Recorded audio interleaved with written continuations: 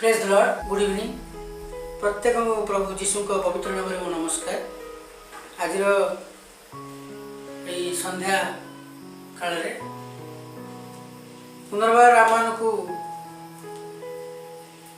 वाक्य शिक्षा करने एवं तांको विषय अधिक जानापी आम को आज सुजोग देइछन्ति। प्रभुंकर धन्यवाद करुछु। आसतु आमने तांकर वाक्य को जीवा पूर्व आमने प्रथमे अल्प समय आम प्रार्थना करिया।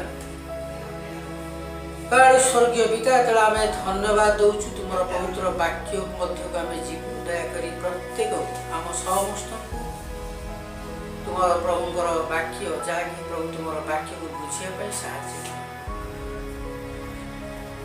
धन्यवाद दौचु। प्रार्थना शुणिले और उत्तर ये प्रार्थना केवल त्राणकर्ता प्रभु जीशु को पवित्र नाम में आमेन। आजिर यही उपासना रे आमनकु परमेश्वर एकत्र करछन्ति जहाँकि आमने गत दिन मानकरे जेते लोक आमने परमेश्वर को वाक्य शुणुचु एवं तांकर निकटवर्ती होउचु आ परमेश्वर को ठारू से भली गोटे आश्चर्य बा मिराकल बा आश्चर्य प्रकार आशीर्वाद मध्य दे आमने गति करूछु।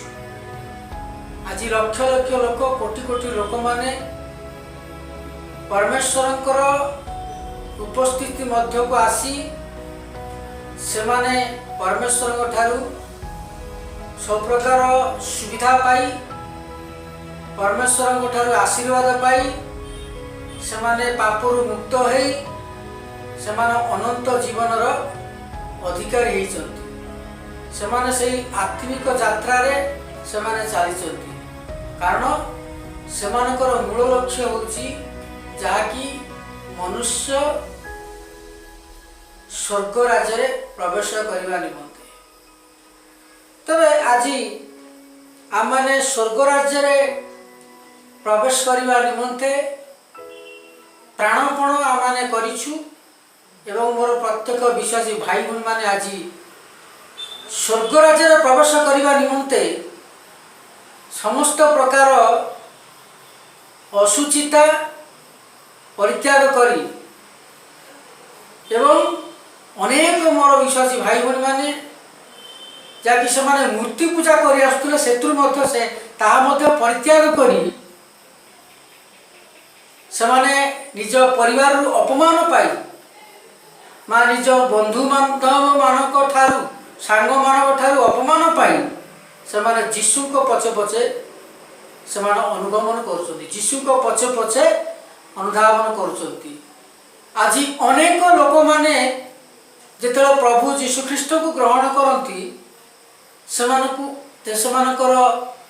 बंधु माने अवमानना कर से जाती कौन बंधु मान पाखक से विभिन्न प्रकार कथा थट्टा परिहास करी अपमान दे था कारण ख्रीष्टंक हेतु ख्रीष्ट होचंती सत्य परमेश्वर जेतेबेले जड़े लोक ख्रीष्ट को अनुसरण करे बा ख्रीष्ट को प्रभु रूपे बाछि निए आ जीवन में अनेक किछि ना किछि दुख आसे गत निज परिवार ठारू गत सांगसाथी मान ठारू गत बंधु मान ठारू थट्टा परिहास तामसा सब किछि आसे।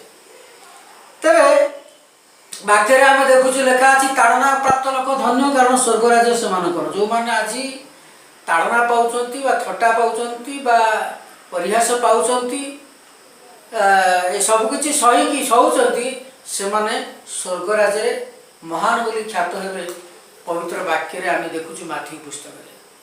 तबे आम देखा आज यही आमर उपासना जहाँकि संध्या उपासना जो आम करुचु आज सारा विश्व प्रत्येक परिवार रे एवं प्रत्येक उपासना गृह संध्या उपासना कर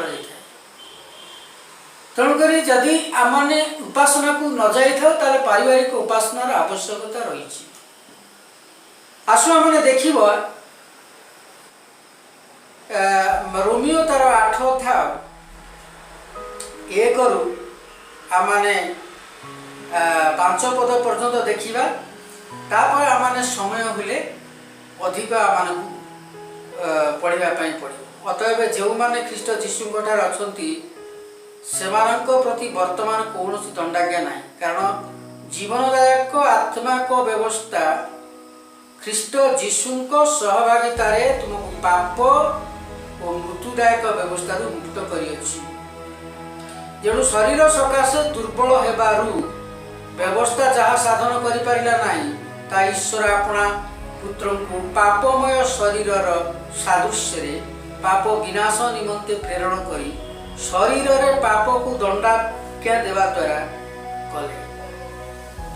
एपरि शारीरिक भाव अनुसार आचरण न करी आत्मिक भाव अनुसार आचरण करिथाउ आमे माने आमानकर व्यवस्थार धर्मविधि सफल हुए।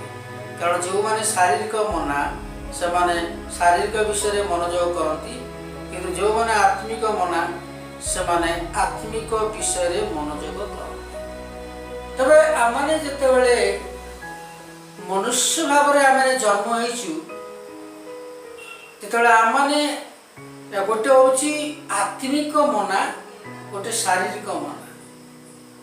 तबे जदि आम देखा 6 पद लिखाई book of Romans chapter 8 verse 6 रोमियो चैप्टर 8 अध्याय 6 पद लिखाई कारण शारीरिक भाव मृत्युजनक किंतु आत्मिक भाव जीवन और शांतिदायक। शारीरिक भाव आम देखुचु मृत्युजनक किंतु आत्मिक भाव शांति और जीवन और शांतिदायक। तो एठी आम 8 अध्याय आम 1 रु 11 जो देखा जे गोटे हूँ आत्मिक जीवन आ गोटे हूँ शारीरिक जीवन। जे शारीरिक जीवन जहाँकि आम इच्छा अनुसार आम शरीर कौन इच्छा कला आम इच्छा कौन है आम जीवन यापन कर जहाँकि मृत्यु आड़ को नहीं जाए। तेरे मनुष्य मानकर ये गोटे क्वेश्चन आसे ये जगत लोक मानकर गोटे क्वेश्चन आसे मृत्यु मरिबो तो समस्ते जे ख्रीस्टान है मरिबो जे हिंदू अच्छी मरिबो जे मुस्लिम है समस्ते मरिबे। तबे आ ये कौन शिक्षा दौरान माने मृत्युजनक शारीरिक भाव मृत्युजनक आत्मिक भाव जीवन और शांतिदायक ये किए शिक्षा दौरान। तबे आज परमेश्वर लोक माने doctor engineer bank manager principal professor तहसीलदार परमेश्वर को ग्रहण करी से माने जीशु सुसमाचार आज शिक्षा दौरान टीचिंग दौरान। आज अनेक कॉलेज मध्य प्रभु जीशुंकर शिक्षा दि जाऊँगी हजार हजार कॉलेज। तबे आम देखुचु जे शारीरिक भाव अनुसार जो जीवन यापन करूँ आम समस्ते मरुचे सत कथा। शारीरिक जीवन यापन कले आमर आत्मिक जीवन नष्ट हो जाए। जो आत्मिक जीवन यापन आम करूँ शारीरिक इच्छाटा हूँ कौन ना निज इच्छा निज इच्छा जो मनीष जन जाए से तार जीवनटा नष्ट हो जाए तार विनाश पथरे से जाए। जिते परमेश्वर को इच्छा जहाँकि परमेश्वर को आत्मा को इच्छा परमेश्वर को आत्मा जो जीवन यापन करे जड़े से शांति पाए एवं जीवन पाए। लिखाई जे कि आत्मिक भाव जीवन और शांतिदायक किंतु ये जो 8 पद 8 अध्याय 6 पद लिखा रोमियो कारण शारीरिक भाव मृत्युजनक कि आत्मिक भाव जीवन आउ शांतिदायक। तबे आम जगत जो आम समस्ते मरिबा आत्मिक भाव जीवन यापन करी जदि आम मरिबा प्रभु जीशु ठारे थाईकी ताले आम अनंत जीवन अधिकारी हेबा। अनंत जीवन अधिकारी हेबा माने आमे पापरु मुक्त होई बा से नरकरु मुक्त होई आमे स्वर्ग राज्य प्रवेश करिबा जाकि परलोक कहती। लोक मैंने परलोक प्रवेश कले सेटा स्वर्ग राज्य प्रवेश करेंगे जहाँकि सेठी कौनसी आउ दुख नाई जहाँकि परमेश्वर ठारे आमे सेठी आनंद करिबा जहाँकि अनंत जीवन अधिकारी हेबा इटर्नाल लाइफ।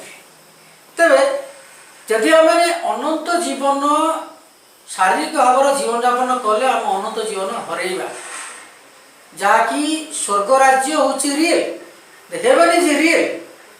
स्वर्ग राज्य प्रकृत भाव अच्छी जो मैंने आत्मिक भाव जीवन यापन करेंगे से स्वर्ग राज्य प्रवेश करेंगे जद्वारा से जीवन धन्य हम से आनंद से आत्मा रहा। किंतु जो मैंने शारीरिक जीवन यापन कले आर जीवन से नरक पथरे चली जहाँकि नरक माने टोटाली फायर फायर माने अग्नि निया नियारे जीवन यापन से मला आम आत्मा जदि उद्धार न पाइला ताले नियारे पड़ो अग्नि पड़ो आमर आत्मा हाहाकार। तबे आम ये 8 अध्याय आम देखुचु आमर आज चिंतार विषय जे कि अतएव जो मैंने ख्रीष्ट जीशु अच्छा से प्रति बर्तमान कौन दंड आज्ञा ना जो मैंने ख्रीष्ट जीशु ठारे अच्छा माने जो मैंने समस्त प्रकार पाप परित्याग करी समस्त प्रकार असुचिता परित्याग करी समस्त प्रकार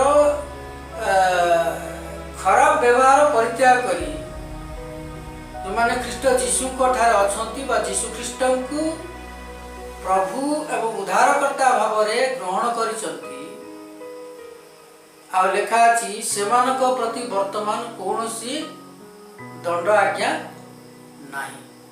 कारण जीवनदायक आत्मा को व्यवस्था ख्रीष्ट जीशु सहभागिता तुमको पाप और मृत्युदायक व्यवस्था मुक्त करिछि। तबे आमे एटी देखुछु जे आमानकर जीवन बा आध्यात्मिक जीवन बा आमानकर आत्मिक जीवन को आमाने सजाड़ी आमाने ठीक बाटरे आमे चलिबा दरकार।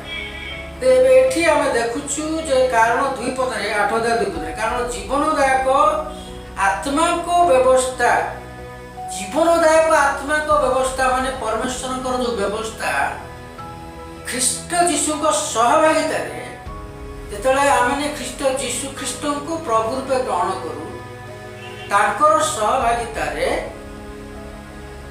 लेखा अछि तुमको पाप आ मृत्युदायक व्यवस्था रो मुक्त करिछि पाप आ मृत्युदायक व्यवस्था रो मुक्त करिछि। ये जतबेले जणे पापर बंधन रे से बांधी थाए ताकू से पापर से दंड पाए आउ से अनेक तापर से नरक को चली जाए। तबे किंतु जीशु ख्रीष्टंकर जेतबेले सहभागिता जीवन यापन करे से पाप आ मृत्युदायक व्यवस्था से मुक्त है। तबे जो व्यवस्था गुड़िक सब अनेक लोक मैंने बाहर करचंती से व्यवस्था एबे आ नाही उठीगला किंतु प्रभु जीशु ख्रीष्ट कर सहभागिता जड़े मुक्ति पाइब। लोक मैंने कहते मुक्ति पाइबा किभली भाव में आम मुक्ति पाइबा मुक्ति पाइबा मुक्ति पाइबा मुक्ति पाइबा लोक मैंने जगत सारा से घूरी बुलती हाहाकार होती से माने टायर्ड हो जाती निराश हो जाती किंतु मुक्ति सेमानकर पाखरे अछि जे जदि सेमाने जीशु ख्रीष्ट को आज व्यक्तिगत उद्धारकर्ता भाव में ग्रहण करी ख्रीष्ट सहभागिता जीवन यापन करेंगे तार ये लिखाई पाप और मृत्युदायक व्यवस्था मुक्त हम। पापरू मुक्त जन पाइब एवं मृत्युदायक व्यवस्था जो रही मुक्त हम ना मुक्त हो पारे कारण जीशुख्रीष्ट आमर पापरू मुक्ति निमंते कालवरी क्रूसरे बड़ी होते थे एकात्रक बड़ी कि मनुष्य कौन आज अंध भाव चली से छेली गाई गोरु छेली मंडा पशु पक्षी को बलि देकरी मुक्ति पाइब बोली इच्छा करुच्ची किंतु से मुक्ति नहीं किंतु आमे देखुचु जे प्रभु जीशुख्रीष्ट होचंदी संपूर्ण निर्दोष निष्कलंक पवित्र एवं पवित्र व्यक्तिंकर सही कालवरी क्रूसरे मुक्ति होगा द्वारा से आम निमंते प्राण बलि देले तांकर रक्त द्वारा आज आम निमंते आम पापर सी भाग नेले पापर बोझ सी मुंडेले जद्वारा आज आम पापरू मुक्त पाइले तबे तीन पदर जेणु शरीर सकाशे दुर्बल हेबारु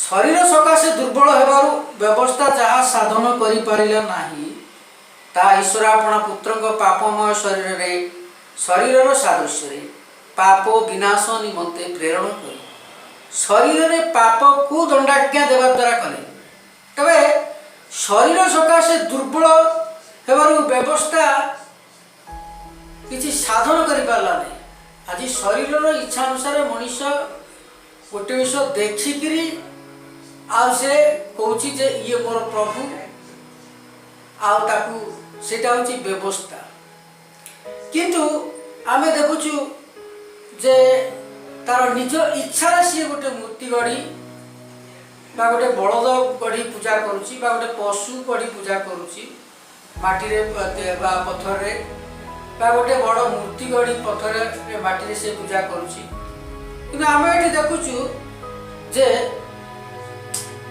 शरीर सकाशे दुर्बल हेबारु व्यवस्था जहाँ साधन करिपारला नहीं ता ईश्वर अपना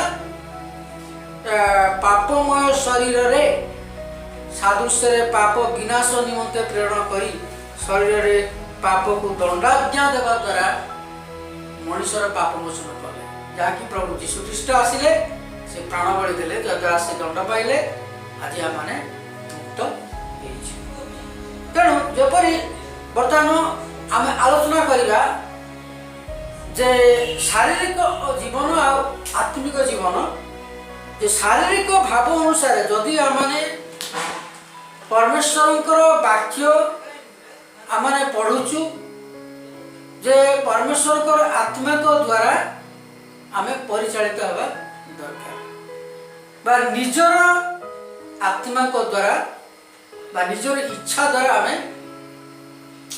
परिचालित हवा उचित नहीं निज इच्छा आम जन को गोटे खराब भाषा कहीदेवा बा निज इच्छा जन को तू ता बेबा बा कौन जहाँ मुखर आसला ता कहीदेवा यहाँ ठीक नुहे आम देखुचु जे शारीरिक भाव अनुसार आचरण नक जेपरी शारीरिक भाव अनुसार आचरण नक आत्मिक भाव अनुसार आचरण कर आमे माने आमर व्यवस्थार धर्मविधि सफल हुए तेरे एठी शारीरिक भाव अनुसार आचरण नक आत्मिक भाव अनुसार जो आम जीवन यापन करूँ से आमर धर्मविधि आम सफल कर जड़े शारीरिक भाव उदाहरण करने गले जड़े लोक से कौन कर तार बहुत टंका अच्छी माछ आनला मांस आनला मद आनला खाई से विलास व्यवसाय जीवन यापन कला यहाँ हूँ शारीरिक अभिलाषर जीवन बा शारीरिक जीवन किंतु शारीरिक जीवन ता केवे धर्मविधि सफल कर आम वाक्य देखुचु कारण जो माने शारीरिक मना से माने शारीरिक विषय मनोयोग करती जो माने शारीरिक भाव मृत्युजायक शारीरिक भाव विनाश पथरे नहीं जाए लोक मान तेरे आम ये देखुचु जो मैंने शारीरिक मना से मैंने शारीरिक विषय मनोयोग करती शारीरिक मन अनेक लोक मैंने अच्छा ठीक अच्छे आज टंका अच्छी आम मद आनिबा मांस आनिबा आम खाई पी माता ले आमे गढ़ा यहाँ हूँ शारीरिक जीवन। तेज आत्मिक जीवन जहाँकि परमेश्वर वाक्य इच्छा अनुसार परमेश्वर वाक्य बाध्य हो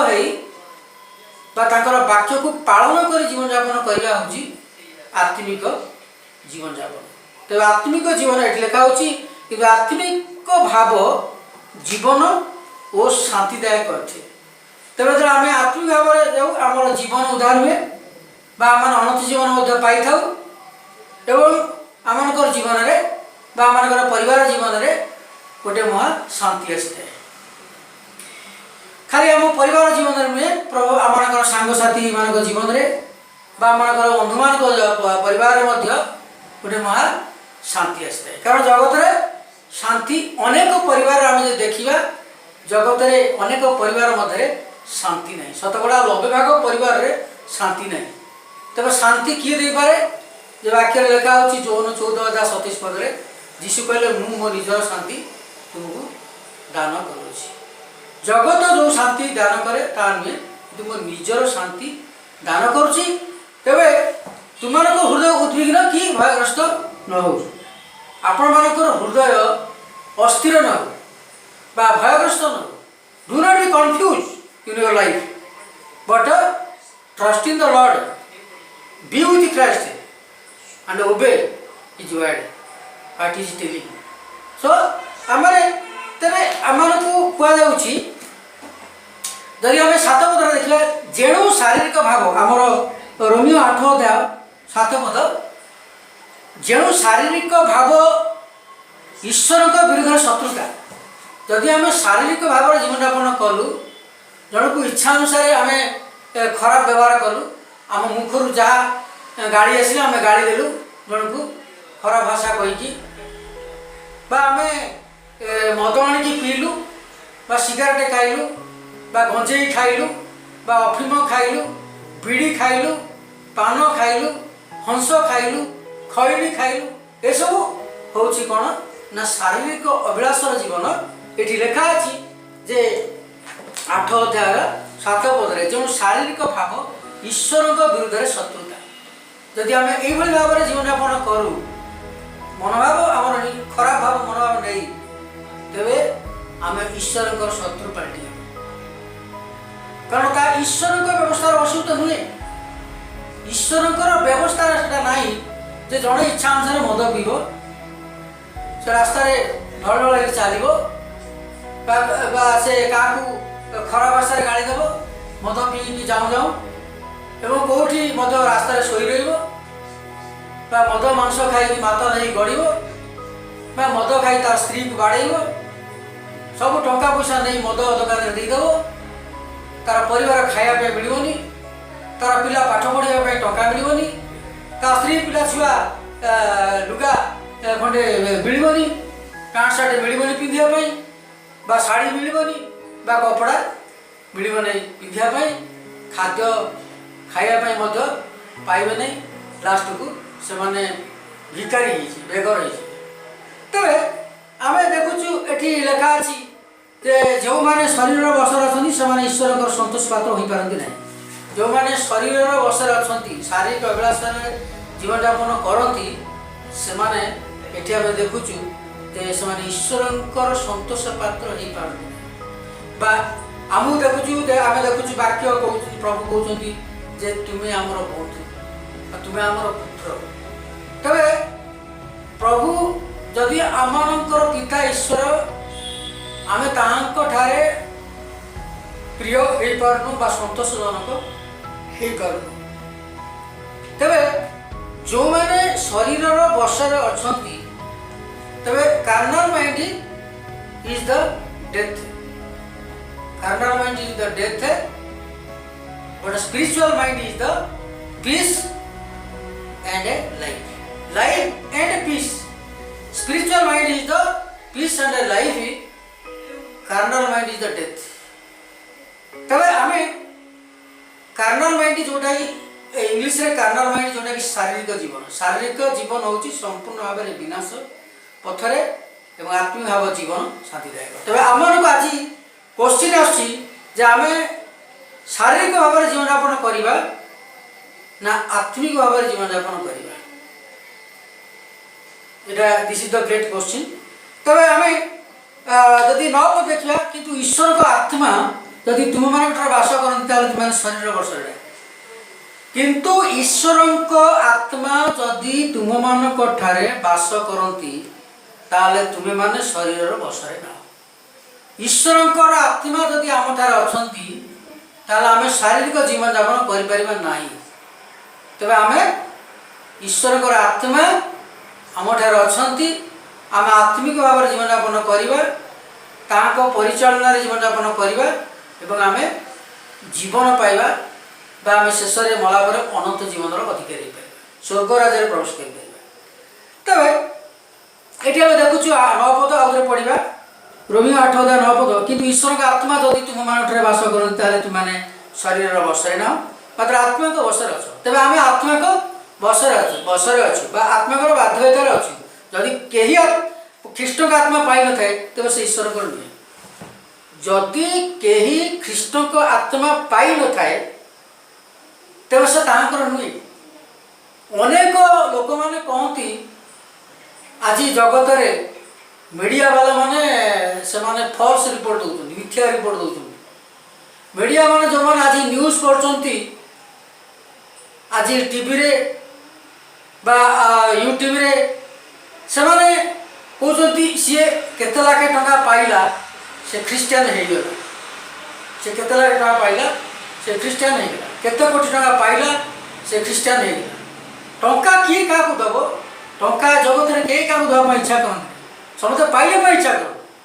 तबे आम ये जाना पड़ो 9 पदरे किंतु ईश्वर का आत्मा जदि तुम बास करती ताहले तुमने शरीर बसरे ना मात्र आत्मा को बसर अच्छ। जदि कि ख्रीष्ट का आत्मा पाई न थाए तेज से ख्रीष्ट से ख्रीष्ट को आत्मा समस्त को हठात प्रभु दिखती नहीं। लेखा अच्छी वाक्य जोहन पुस्तक से देखा लेखा अच्छी जे प्रभु निजे कहले तुम्हें मैंने मत मनोनीत करना किंतु मु तुम मान को मनोनीत कर। परमेश्वर कौन सी भाई की भौणी की लोक मान इच्छा अनुसार सी मनोनीत करती स्वर्ग राज्य पाइबापी से निकट को आणती एवं से लोक जो प्रथम से आसे से जीशु को प्रभु रूपे ग्रहण करी से परित्राण पाइबापी आसे बापर मुक्ति पाइबापी आसे। कारण से निजे जाने अनुभव कर टंका दौ कि न दौ टंका तो कहीं देवेनि से स्व इच्छा ही प्रभु जीशु ख्रीष्ट को से हृदय ग्रहण करे। लोक मैंने केवल खालटारे मिथ्यारे फॉल्स रिपोर्ट दिखती जे सी केते टंका पाइला से ख्रीस्टियन हो गला। सी केते कोटी टंका पाइला से ख्रीस्टियन हो गला। से ब्राह्मण केते टंका पाइला से ख्रीस्टियन होला बा से महाती केते कोटी टंका पाइला से ख्रीस्टियन होला। ये विषय होची संपूर्ण भाव मिथ्या। किंतु जो मैंने ख्रीस्टियन होती परमेश्वर को आड़ होती कौन सी मनुष्य द्वारा ना कौन सी मनुष्य द्वारा कई ख्रीस्टियन करना एमती प्रत्येक जातिर लोक मैंने ऑटोमेटिक प्रभु से स्पर्श कर प्रभु जीशु ख्रीष्ट सत्य ईश्वर से ब्राह्मण हो कि तेली हो कि गुड़िया हो कि कुमार हो कि ब्राह्मण हो कि महांती हो कि मुस्लिम हो कि हिंदू हो कि जेकोसी भाषावादी लोक होना कहीं से जीशु ख्रीष्ट को से ग्रहण करुच्ची कारण प्रभु ताकू स्पर्श कर। कौन सी मनीष क्या टंका दे कि ख्रीस्टियन करे ना। यहाँ हूँ संपूर्ण भाव में जो मीडिया वाला माने जो दौरान जो आमर टीवी रे न्यूज रे संपूर्ण भाव में मिथ्या। यहाँ आपण मैंने अवगत हवा दरकार कहीं ना अनेक लोक मैंने अवगत ही ना जानी ना से कहते हाँ से किसी टंका पाइला से ख्रीस्टियन हो गला। तेरे यह संपूर्ण टंका पाई कहीं ख्रीस्टियन हुए ना। तेरे आम ये देखुचु जदि मुझे कहि 5 मिनट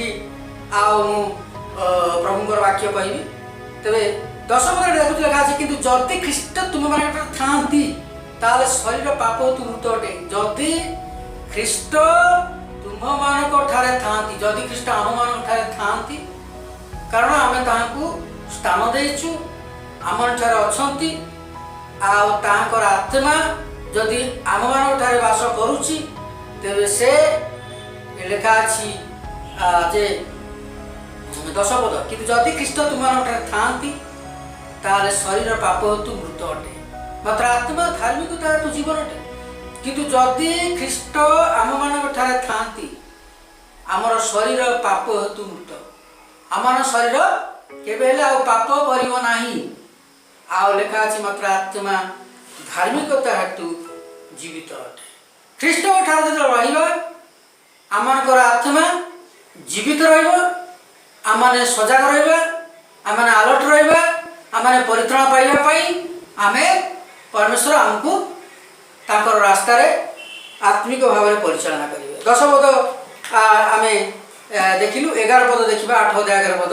आ जे मृतमान मध्य जीशु को उठाइले तांकर आत्मा जदि तुम मान उठरे वास करंती, जे कि मृत मानक मध्यरु जीशु को उठाइले तामाने प्रभु जीशु ख्रीष्ट कालवरी क्रूस रे मृत्युवरण कले, कालवरी क्रूस रे मृत्युवरण कले, तापर तांको समाधि दिया गला। पुणी से 3 दिन पर प्रभु जीशु ख्रीष्ट से समाधि उठिले, उठिकी आउरी से 40 दिन जगत रही ताको शिष्य मान सहित लोक मान सहित खाइले पीले रहिले जीवन यापन कले। पुणी अनेक लोक 500 रु अधिक लोक मान को देखा देले, तापर से पुणी स्वर्गारोहण कले, पळेइले। आउ से जीवा पूर्व तांको शिष्य मान को तांको लोक मान को जो माने तांको प्रभु रूपे मानिथिले बा जो माने मानुछन से मान को कहि देई गले जे मु जाउची पुनर्बार आसीबी, मु जाउची तुमार को निमते स्थान प्रस्तुत करिया पाई, स्थान प्रस्तुत कर साले मु पुनर्बार आसीबी तुमान को लेई जी। जाकी से पुनर्बार मध्य कहि देइछंती जे माथु 28 अध्याय रे तुम समस्त जगत को जाई प्रत्येक जातिर लोक मान को मोर यीशु समाचार घोषणा कर, जे विश्वास करी बाप्तिजित हबो से परित्राण पाइबो बोली से कहि गले। तबे आमे एठी देखुछु, तबे से मृतमान मध्य ख्रीष्ट जीशु को उठाइले, से तुम मान वास करुवा आपण आत्मा द्वारा तुम मान मर्त्य शरीर को मध्य जीवित रखिए, आम मर्त्य शरीर को मध्य से जीवित रखिए।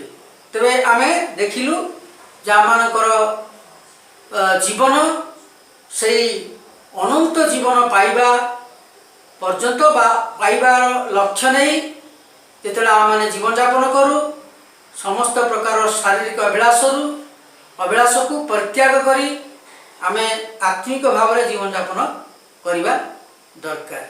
तबे आसु आमने को एई प्रश्न जे आमने केते जन आमनकर निज जीवन को सजाड़ी प्रभु को आत्मा को द्वारा आमे परिचालित होउछु, बा केते जन आमे प्रभुकर वाक्य को पालन करी ताकर वाक्य को बाध्य होई आमे जीवन यापन करिछु, बा केते जन आमे पालन करी आमे जीवन को सजाड़ीछु। सबुदिन पई आमे प्रतिदिन आमनकर जीवन को सजाड़ी आत्मिक जीवन यापन करबा आवश्यक। तेणु आसतु आमे प्रभु धन्यवाद दे शेष करबा। प्रभु आमे धन्यवाद दउछु, प्रशंसा करछु, गौरव करछु मोर वाक्य पाई।